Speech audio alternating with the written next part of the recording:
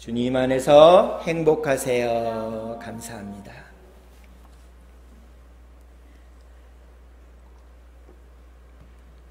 지난 한 주간도 건강하게 또 행복하게 사시느라고 수고 너무 많이 하셨습니다. 주님께서 오늘 위로 주시기를 주님의 이름으로 축복합니다. 예수님께서 침묵의 시간을 마치시고 공생애를 시작하시면서 이렇게 말씀하십니다. 회개하라, 천국이 다가왔느니라. 이렇게 말씀하시고 공생애를 시작하셨습니다. 예수님께서 갈릴리에 두루 다니시면서 회상에서 가르치셨습니다. 그리고 천국 복음을 전파하셨습니다. 그리고 오는 많은 사람들에게 그들이 갖고 있는 병과 약한 것들을 치유하여 주셨습니다. 이것이 예수님이 이 땅에서 공생의 기간 동안에 행하신 3대의 사역입니다. 가르치셨고 천국 복음을 전파하셨고 몸에 있는 질병들을 고쳐주셨습니다. 예수님의 소문이 퍼지자 갈릴리, 유대, 요단강 너머의 모든 사람들이, 수많은 사람들이 구름대처럼 몰려오기 시작했습니다. 그 모습을 본 예수님이 마태복음 5장 1절에 어떻게 하셨는지를 말씀해 주고 있습니다. 제가 읽어드리겠습니다. 예수께서 무리를 보시고 산에 올라가 앉으시니 제자들이 나온지라. 아멘. 예수님의 소문이요, 차츰차츰 자꾸 퍼져가지고 많은 사람들이 예수님께 다가옵니다. 근데 예수님께 와서 병고침을 받고 여러 가지 문제들은 해결받지만 예수님이 말씀을 전해주신 그 은혜의 자리를 갈망해서 산 위로 올라가지는 않습니다. 그곳에는 누가 있냐면 바로 제자들만 그곳에 올라가서 예수님의 말씀을 듣게 되었다라는 것입니다. 수많은 사람들이 예수님을 따라다녔습니다. 그러나 산 위에 올라가서 예수님이 말씀하실 때는 이 수많은 사람들은 다 흩어지고요. 그 말씀을 들은 사람들은 누구냐? 바로 주님의 제자들, 오직 소수만이 그 말씀을 듣게 되는 자리로 나아가게 됩니다. 이 시간 우리가 예배드리는 우리들은요, 이 세상의 수많은 사람들 중에 한 사람이 아니라 주님의 말씀을 사모하고 은혜의 자리를 사모하고 주의 말씀을 사모하는 심령을 갖고 있는 주님의 제자들 중에 한 사람임을 믿으시기를 바랍니다. 이스라엘의 민족의 지도자였던 모세는 시내산에 올라가서 주님의 말씀을 받아옵니다. 십계명을 받아오죠. 그리고 그 산 아래에는 모세와 함께 출애굽을 경험했고 그 다음에 홍해를 건넜고 수많은 기적과 기사를 경험했던 수많은 이스라엘 사람들이 시내산 아래에서 금송아지를 만들어 놓고 예배를 드리며 춤추면서 이 금송아지가 하나님이다, 우리를 출애굽시키고 지금까지 인도한 하나님이다 라고 얘기하며 거짓된 신앙을 고백하게 되었습니다. 또 신약으로 넘어가면 마르다의 동생인 마리아가 나옵니다. 이 마리아는요, 예수님이 자기 집에 오자 언니를 도와주는 걸 잠시 미루고 예수님 발 앞에 앉아서 예수님의 말씀에 귀를 기울여 듣습니다. 예수님이 무슨 말씀하시는지 단 하나도 놓치지 않고 끝까지 경청하게 됩니다. 그리고 예수님의 수제자였던 베드로는요, 요한복음 6장 68절에 예수님께 이렇게 고백을 합니다. 우리 주보에 있으니까 함께 읽어보겠습니다. 시작. 주여, 영생의 말씀이 주께 있사오니 우리가 누구에게로 가오리까? 아멘. 많은 사람들이 예수님께 왔다가 자신들의 기대치만큼 예수님이 기대를 부응하지 못하자 한 사람 두 사람 떠나기 시작합니다. 많은 사람들이 떠났어요.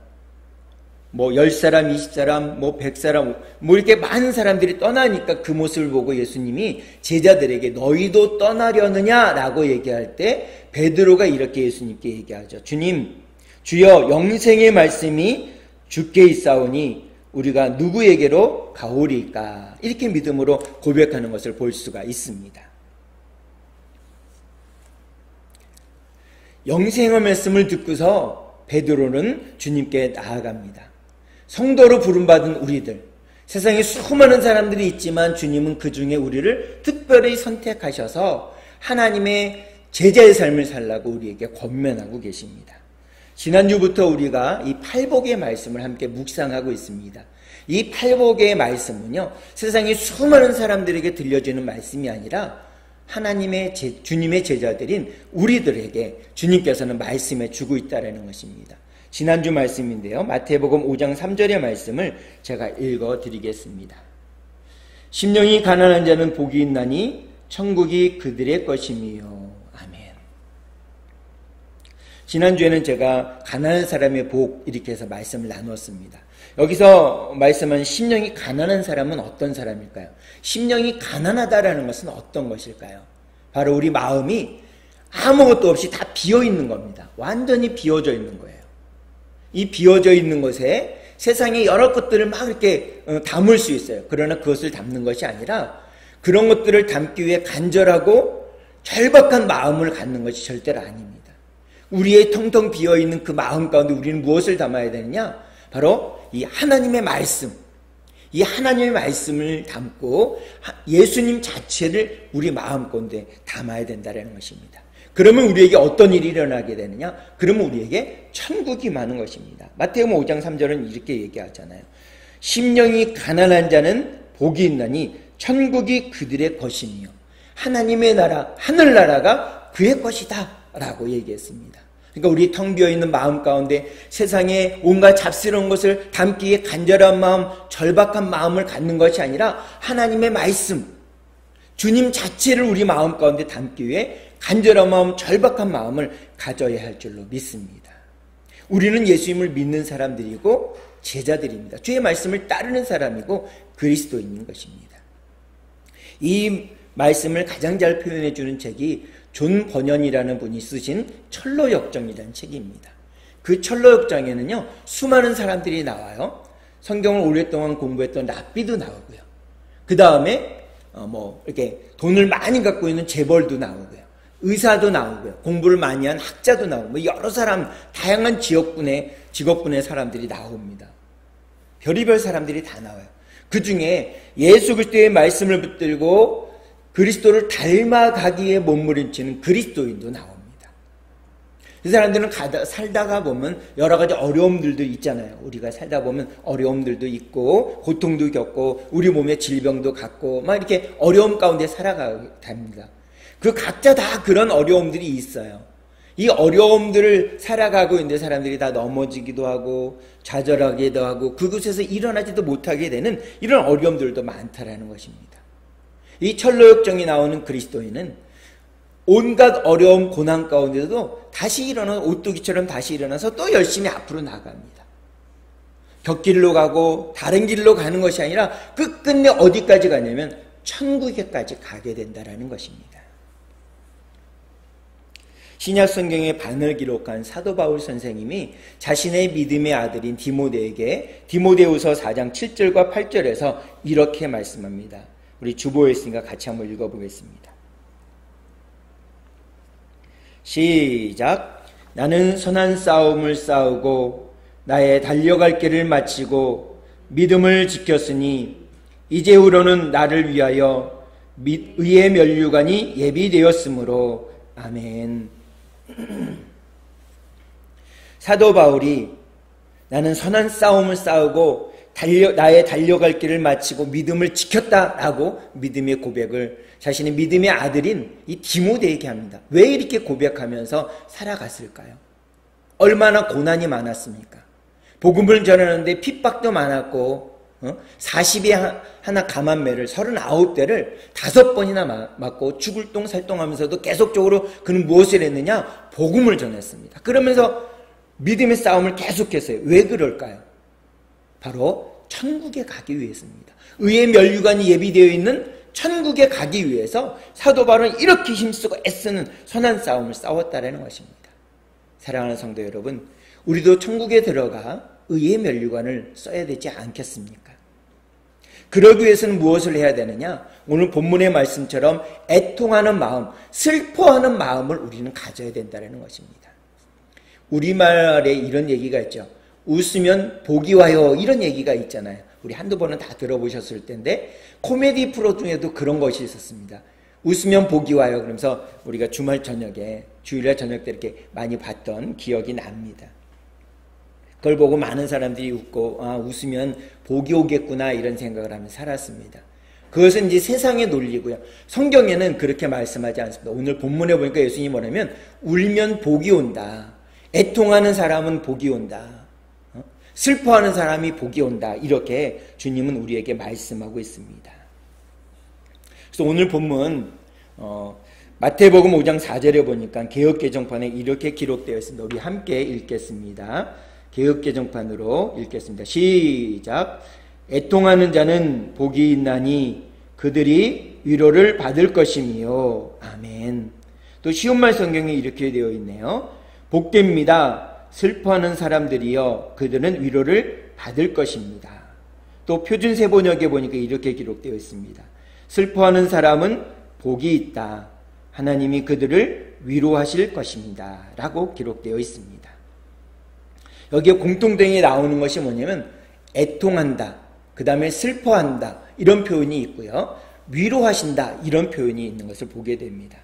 또 구약 성경에 나오는 다윗이 시편 6편 6절에 이렇게 말씀합니다. 주보에 있으니까 뒷면에 있습니다. 같이 읽겠습니다. 시작. 내가 탄식함으로 피곤하여 날마다 눈물로 내 침상을 띄우며 내 이유를 적시나이다. 아멘. 왜 다윗이 밤마다 눈물로 내 침상을 띄우고 내 이유를 적신다고 표현하고 있을까요? 배고파서 그랬을까요? 내일 아침에 떠오르는 태양을 바라보지 못할까봐 두려워서 이렇게 표현하고 있을까요? 아닙니다. 이 시편을 기록할 당시에 다윗은요 왕이었습니다. 이스라엘의 두 번째 왕이었고 성군으로 나라를 잘 다스리고 있을 때였습니다.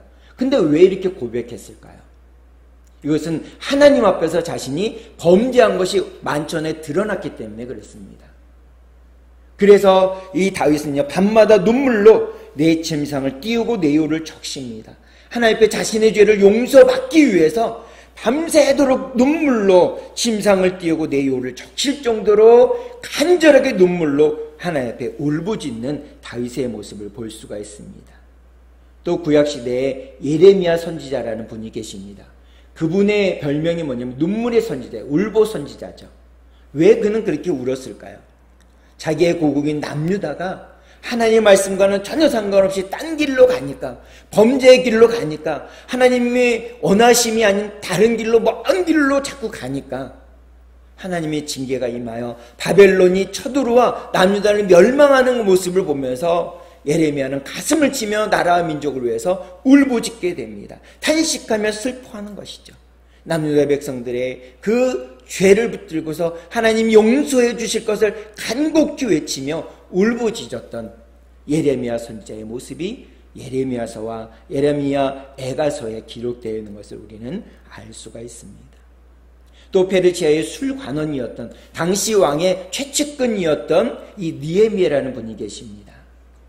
이분은요 유다에서 포로로 잡혀와서 페르시아의 술관원으로 살았습니다. 고위직이죠. 임금님이 가장 최측근에 두어서 이 물뿐만 아니라 음료 이런 것들을 다 먼저 먹어보는 사람이 바로 이 술관원입니다. 혹시 음식에 이 물에 독을 타지는 않았을까 해서 먼저 먹어보는 기미상궁과 같은 그런 역할을 하는 사람이 바로 이 술관원입니다. 그러니까 왕이 굉장히 믿는 사람이죠. 이 느헤미야는 그런 고위직까지 올라가게 됩니다. 근데 고국인 유다가 멸망하지 않았습니까? 유다에 다녀온 사람들이, 그 사람들은 과연 남아있는 사람들은 어떻게 되었습니까? 유다와 예루살렘에 남아있는 사람들의 형편은 어떻습니까? 물었더니 그 남아있는 사람들은 다 큰 환난을 당합니다. 예루살렘 성은, 우리의 마음의 고향인 예루살렘 성은 다 무너졌습니다. 성문은 불탔습니다. 그 얘기를 들으니까 느헤미야는 마음이 너무나도 무너지는 겁니다. 너무나도 아픈 거예요. 그래서 서 있을 힘도 없어서 주저앉아 엉엉 울게 됩니다. 수일 동안 슬퍼하며 하나님 앞에 금식하며 탄식하듯이 주님 앞에 고백합니다. 왜 그렇게 했을까요? 느헤미야는 자신의 죄 때문에 아니라 이스라엘 백성들, 그리고 이스라엘 백성들 조상들의 지은 죄를 주님 앞에 무릎 꿇고 마음에 품고서 통에 자복하면서 하나님 앞에 울면서 기도했다는 사실인 것입니다. 또 예수님의 제자였던 베드로, 게네사렛 호숫가에서 밤새도록 그물을 던져서 물고기를 잡아보았지만 한 마리도 잡지 못했습니다. 허탄한 마음 가운데 아침을 맞이했습니다. 그리고 그물을 씻고 있는, 어깨가 축 젖어서 그물을 씻고 있는 베드로에게 예수님이 이렇게 말씀하십니다. 깊은 데로 가서 그물을 내려 고기를 잡아라 라고 얘기했습니다. 베드로의 경험상 이 이른 아침에는요, 깊은 곳에 물고기가 없습니다. 물고기 잡는 것에 베테랑인 이 베드로는 경험상 그걸 알고 있었어요. 그런데도 불구하고 물고기 잡는 일에 문외한인 예수님의 말씀에 어떻게 했냐? 순종했습니다. 아무 기대가 없이 그냥 순종해서 그물을 깊은 데로 내려 던졌습니다. 그랬더니 어떻습니까? 그물에 아무 물고기도 안 잡힌 것이 아니라 그물이 찢어질 정도로 너무 그물에 고기가 많아서 동료의 손짓해가지고 와서 같이 그물을 올립니다. 그리고 두 배에 다 만선이 됩니다. 바로 베드로는 동료와 함께 포구에 가서 경매에 이 물고기를 붙이는 것이 아니라 배에서 뛰어내려서 예수님 앞에 무릎 꿇고 이렇게 얘기합니다. 주님, 나를 떠나소서, 나는 죄인입니다. 이렇게 얘기를 합니다. 예수님께 무릎 꿇고 나는 죄인입니다라고 고백하는 이 베드로의 마음에는요, 자기 죄에 대한 애통하는 마음이 있었습니다. 애통하고 있는 그 베드로에게 누가복음 5장 10절에서 예수님은 이렇게 말씀하십니다. 예수께서 시몬 베드로에게 이르시되 무소하지 말라, 이제후로는 내가 사람을 취하리라, 이렇게 말씀하세요. 예수님이 대제사장과 당시의 종교 기득권자들이 보낸 군사들에게 의해서 예수님이 체포된 다음에 많이 매를 맞습니다. 눈도 퉁퉁 부었습니다. 그 예수님 앞에 예수님과 시선을 마주친 베드로가 예수님 눈앞에서 예수님을 부인하고 저주합니다. 그래서 눈물을 흘리며 자기의 잘못과 죄를 용서하고 있을 때 슬퍼하는 베드로에게 예수님은 찾아오셔서 버리지 않으시고 그를 위로하시며 격려하시면서 사람을 낚는 업으로 그를 되게 하십니다. 우리가 살아가는 동안에 우리는 웃으면서 살면 좋은데 웃으면서 사는 날보다 우는 날들이, 우리의 마음을 슬프게 하는 날들이 많은 것을 우리는 경험을 하게 됩니다. 우리가 원튼 원치 않든 그런 모습이 많다라는 것입니다. 오늘 본문에서 예수님은 애통하는 사람의 복, 슬퍼하는 사람의 복에 대해서 말씀하고 있습니다. 여기서 애통이나 슬퍼하는 것은요, 세상에 힘들고 어려운 일 때문에 애통하고 슬퍼하는 것이 아닙니다. 그리고 남몰래 우는 것이 아닙니다. 무엇 때문에 울고 있는가 하면, 무엇 때문에 슬퍼하고 있는가 하면 바로 자신이 지은 죄 때문에 슬퍼하고 울고 애통해하는 마음을 갖는 것입니다. 자신의 죄 때문에 주님 앞에 통회자복했던 베드로나 다윗, 그리고 백성들의 죄 때문에 하나님 앞에 통회자복하며 울면서 기도했던 예레미야 선지자나 느헤미야처럼 우리는 돌이켜보면서 우리의 죄를 주님 앞에 고백하며 울 때가 복이 있는 것입니다. 오늘 본문의 제목처럼 슬퍼하는 사람의 복은 과연 어떤 것일까요? 애통하는 사람의 복은 과연 어떤 것일까요? 오늘 본문에 보니까는 그들이 위로를 받는다고 말씀하고 있어요. 그들이 위로를 받을 것이요. 또 표준 새번역에 보니까 뭐라고 하냐면 하나님이 그들을 위로해 주실 것이다 라고 말씀합니다. 다른 누구가 위로해 주는 것이 아니라 바로 하나님이 위로해 주신다라는 것입니다. 오늘 본문에서 말씀하시는 위로를 받다, 위로는 그 위로라는 뜻을 갖고 있는, 의미를 갖고 있는 단어가 파라칼레오입니다. 파라칼레오. 이 파라칼레오가 의미하는 위로는 어떤 것이냐? 올림픽을 하다 보면 맨 마지막에 올림픽의 꽃이 뭐냐면 마라톤입니다. 마라톤. 42.195km를 뛰는 겁니다. 죄송합니다.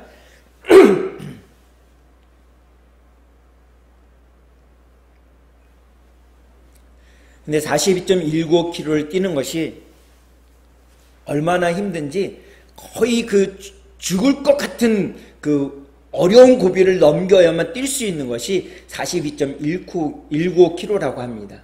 이게 정말 너무 힘들어서 포기하고 싶은 그 순간에 누군가 자기에게 물을 건네주고 격려해주고 힘을 북돋아주는 것이 바로 파라칼레오의 위로인 것입니다.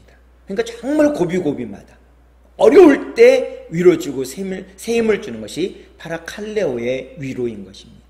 우리의 삶 가운데서도 마찬가지입니다. 어렵고 힘들 때 정말 내가 모든 것을 놓아버리고 싶은 그런 위기와 어려움 가운데 있을 때 바로 우리에게 베풀어 주신 이 성령님의 위로, 예수님의 위로가 바로 파라칼레오의 위로라는 것입니다.